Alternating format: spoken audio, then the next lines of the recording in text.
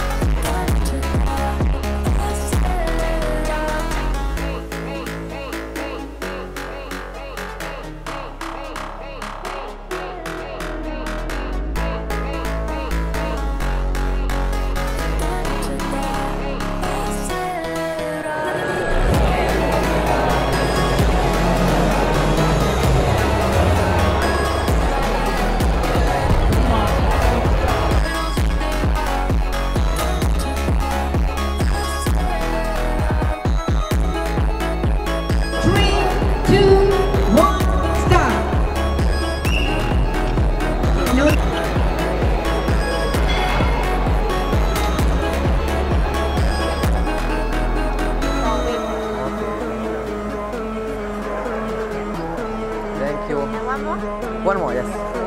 So this is whey protein. Whey protein.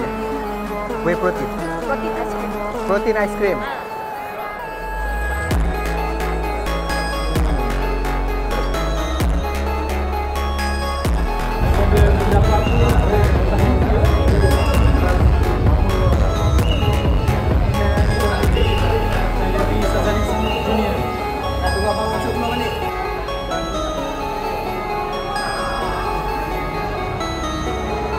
Okay, so memandangkan kat sini ada machine in body. Saya pun saya dah 3 minggu tak check berapa saya punya peratus lemak saya.